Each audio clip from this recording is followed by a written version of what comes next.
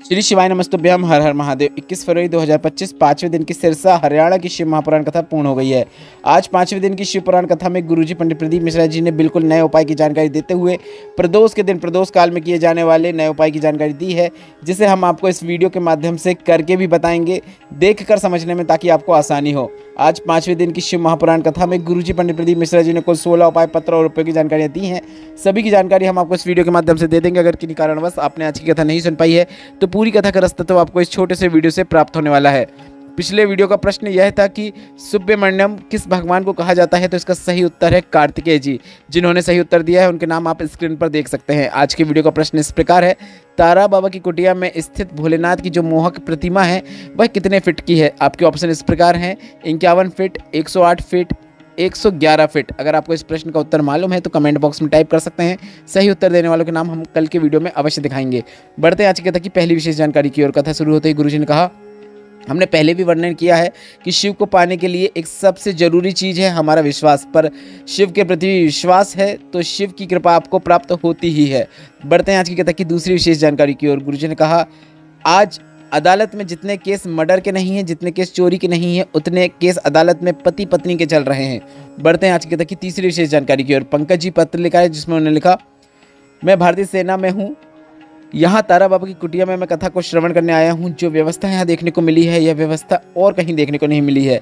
इसके बाद गुरुजी ने भी कहा कि यहाँ पर 9 पंडाल लगाए गए हैं जिसमें भक्तों के भोजन की व्यवस्था है, रुकने की व्यवस्था है, और ऐसी व्यवस्था आज तक हमने कहीं नहीं देखी है। बढ़ते आज की कथा की चौथी विशेष जानकारी की ओर। गुरुजी ने कहा, शंकर भगवान कहते हैं कि तुम मेहनत ही नहीं करते हो, सब चीज़ भाग्य के भरोसे छोड़ देते हो, फिर कहते हो कि मुझे सफलता प्राप्त नहीं हो रही है, मुझे मेरे जीवन में उन्नति देखने को नहीं मिल रही है। तो आपको ध्यान रखना है कि जितनी मेहनत कर रहे हैं उससे अधिक परिश्रम कीजिए, अधिक मेहनत कीजिए, आपको जीवन में सफलता निश्चित देखने को मिलेगी।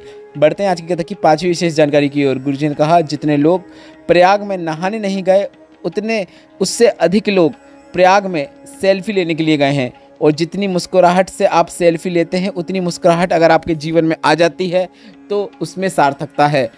बढ़ते हैं आज की कथा की सातवीं विशेष जानकारी की ओर। गुरुजी ने कहा, हमने पहले भी कहा है, पति पत्नी से कोई प्रश्न करे या पत्नी पति से कोई प्रश्न करे तो उसका उत्तर हमेशा मुस्कुराते हुए देना चाहिए, चिढ़कर उत्तर नहीं देना चाहिए। बढ़ते हैं आज की कथा की आठवीं विशेष जानकारी की ओर। कविता जी पत्र लेकर आए जिसमें लिखा, मेरे पीठ में पिछले 7 साल से गांठ थी, डॉक्टर को दिखाया और उसके बाद मैंने दवाई लेकर आ गई। नंद के कहने पर एक लोटा जल शिवलिंग पर चढ़ाकर उसका आचमन करना शुरू किया। सीहोर कोपरेश्वर धाम जाकर रुद्राक्ष लेकर भी आ गए। इसके बाद रुद्राक्ष जल और बेलपत्र को शिवलिंग पर चढ़ाकर प्राप्त करके उसका आचमन कर लेती, पीठ में भी थोड़ा सा लगा लेती। बाबा की कृपा से गांठ ठीक हो गई। पति के मुंह में भी छाले हो गए थे, लंबे समय से छाले ठीक नहीं हो रहे थे। डॉक्टर को भी दिखाया था और डॉक्टर ने बड़ी बीमारी का अंदेशा दिखाया था। डॉक्टर की दवाई लेकर आ गए और इसके साथ ही डॉक्टर की दी हुई दवाई को कुंदकेश्वर महादेव का नाम लेकर खाना शुरू किया, रुद्राक्ष जल का आचमन करना शुरू किया। पति अब पूरी तरीके से ठीक हो गए हैं, उसी का आभार व्यक्त करने कथा पंडाल में आए हैं। बढ़ते हैं आज की कथा की 9वीं विशेष जानकारी की ओर। सुशीला देवी जी पत्र लेकर आई जिसमें लिखा, 2020 में मेरे पति फौज से रिटायरमेंट होने के बाद नौकरी का प्रयास कर रहे थे पर उनकी नौकरी नहीं लग रही थी। मेरी माँ के कहने पर आपकी कथा मैंने सुनना शुरू किया। पति भी मंदिर में जाते जल चढ़ाना शुरू किया। मेरे पति सीहोर कोपरेश्वर धाम जाकर वहां से रुद्राक्ष लेकर आ गए और एक कंकर रूपी शंकर भी लेकर आ गए। बाबा की कृपा से मेरे पति का सिलेक्शन पुलिस कांस्टेबल के पद में हो गया है, उसी का आभार व्यक्त करने हम कथा पंडाल में आए हैं। बढ़ते हैं आज की कथा की 10वीं विशेष जानकारी की ओर। गुरुजी ने कहा, 2 चीज़ें हैं जिसे आपको ध्यान रखना है। पेन से लिखा हुआ को मिटाया नहीं जा सकता, पेंसिल से लिखा हुआ को मिटाकर दोबारा लिखा जा सकता है। उसी तरह विधाता ने भी आपकी किस्मत पेंसिल से लिखकर भेजी है, जिसे आप परिश्रम करके मेहनत करके मिटा सकते हैं और सुनहरा भविष्य लिख सकते हैं। बढ़ते हैं आज की कथा की 11वीं विशेष जानकारी की ओर। गुरुजी ने कहा, शंकर भगवान के मंदिर में दिया क्यों प्रज्वलित किया जाता है?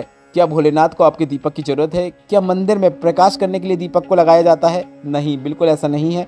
दीपक लगाया इसलिए जाता है क्योंकि भक्त जो भगवान के मंदिर में दीपक लगा रहा है वह मंदिर में आकर दीपक इसलिए लगा रहा है कि मुझे एक आस है कि यहाँ पर जिस प्रकार से प्रकाश हुआ है वैसा ही प्रकाश मेरी जिंदगी में भी होगा। बढ़ते हैं आज की कथा की 12वीं विशेष जानकारी की ओर। आज की शिव पुराण कथा में बिल्कुल नए उपाय की जानकारी देते हुए गुरुजी ने कहा, जीवन में बहुत दुख तकलीफ और कष्ट चल रहा हो, कष्ट समाप्त होने का नाम ही नहीं ले रहा हो, दुख तकलीफ और कष्ट में जीवन लंबे समय से बना हुआ हो, तो आपको यह उपाय प्रदोष के दिन प्रदोष काल में करना ही है। एक बात और ध्यान रखना है कि आप जैसे भोलेनाथ के मंदिर में अगर जल नहीं चढ़ाएं तो भोलेनाथ के शिवलिंग पर आपको जल चढ़ाना शुरू करना है और प्रदोष के दिन प्रदोष काल में यह उपाय करना है। आपको एक बेलपत्र लेना है। बेलपत्र की बीच वाली पत्ती की जो डंडी होती है उसमें आपको पीला चंदन लगा देना है। इसके साथ ही एक और चावल का दाना लेना है, अक्षत लेना है और इसे भी आपको चंदन का उपयोग करते हुए पीला कर लेना है। अब इस बेलपत्र को और एक चावल के दाने को आपको शिवलिंग पे अर्पित करना है और अर्पित करते समय आप श्री शिवाय नमस्तुभ्यम या फिर नमः शिवाय या फिर ओम नमः शिवाय मंत्र का उच्चारण कर सकते हैं।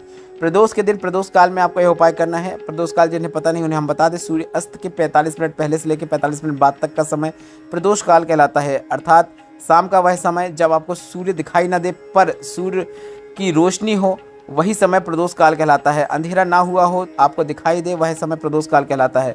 और उसी समय आपको यह उपाय करना है। जीवन में कितना ही दुख तकलीफ कष्ट चल रहा हो वह समाप्त जरूर होगा। बढ़ते हैं आज की कथा की 13वीं विशेष जानकारी की ओर। गुरुजी ने कहा कि माता पार्वती ने भोलेनाथ से पूछा था कि शिव पर जल चढ़ाने वाले को सबसे पहले आप क्या प्रदान करते हो, तो इस पर महादेव ने उत्तर दिया, बुद्धि।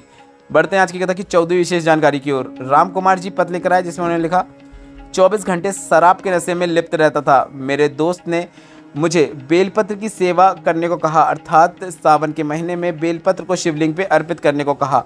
मैंने पूरे सावन के महीने में बेलपत्र को शिवलिंग पर अर्पित किया। सावन शिवरात्रि में पार्थिव शिवलिंग का पूजन अर्चन करके मैंने शराब छोड़ने का निर्णय कर लिया। तब से मैंने आज तक शराब को हाथ नहीं लगाया है। बाबा की कृपा से मुझे कार्य भी मिल गया है, उसी का आभार व्यक्त करने मैं कथा पंडाल में आया हूँ। बढ़ते हैं आज की कथा की 15वीं विशेष जानकारी की ओर। संदीप जी पत्र लेकर आए जिसमें उन्होंने लिखा, मेरा भाई सरकारी नौकरी का प्रयास कर रहा था पर 7 साल से प्रयास करने के बावजूद भी उसकी नौकरी नहीं लग पा रही थी। मैंने उसे 4 गुना अधिक मेहनत करने को कहा। इसके साथ ही मेरे भाई ने कथा पंडाल में बैठकर कथा सुनना शुरू किया, क्योंकि उसने सुना था कथा पंडाल में बैठकर की गई कामना निश्चित पूर्ण होती है। मेरे भाई ने 1 नहीं 2 नहीं 4 कथा पंडाल में बैठकर कथा सुनी और बाबा की कृपा से उसकी नौकरी लग गई है। उसी का आभार व्यक्त करने हम कथा पंडाल में आए हैं। बढ़ते हैं आज की कथा की 16वीं विशेष जानकारी की ओर। गुरुजी पंडित प्रदीप मिश्रा जी की आगामी शिव पुराण कथा 6 मार्च से 12 मार्च 2025 तक रहेगी, जो कि भटिंडा पंजाब में होगी। यह कथा पंडाल का address Patel Nagar ring road Bathinda Punjab है। इससे पहले गुरुजी का रुद्राक्ष महोत्सव 25 फरवरी से 3 मार्च 2025 तक रहेगा, जो कि सीहोर कोबरसो धाम में रहेगा। इस रुद्राक्ष महोत्सव के अवसर पर रुद्राक्ष भी अभिमंत्रित किए जाएंगे। इसके साथ ही साथ शिव पुराण कथा भी होगी, जिसमें आप सभी को गुरुजी ने आमंत्रित किया है। अभी गुरुजी ने इन्हीं 2 शिव पुराण कथा के कार्यक्रम की जानकारी दी है। पहला तो सीहोर कोबरसो धाम में है, दूसरा भटिंडा पंजाब में है। इस वीडियो में बताई गई जानकारी से संबंधित कोई प्रश्न है तो आप कमेंट बॉक्स के लिए पूछ सकते हैं। आपके लिए व्हाट्सएप चैनल बनाया है, जिसमें ज्वाइन करने के लिए आप कमेंट बॉक्स में दी गई लिंक पर टच करके आप हमें व्हाट्सएप में भी फॉलो कर सकते हैं, जो कि बिल्कुल फ्री है। वीडियो उपयोगी लगा हो तो वीडियो को लाइक जरूर कीजिएगा और मेरे द्वारा दी गई जानकारी पसंद आई हो तो कमेंट बॉक्स में श्री शिवाय नमस्तुभ्यम अवश्य टाइप कीजिएगा। श्री शिवाय नमस्तुभ्यम। हर हर महादेव।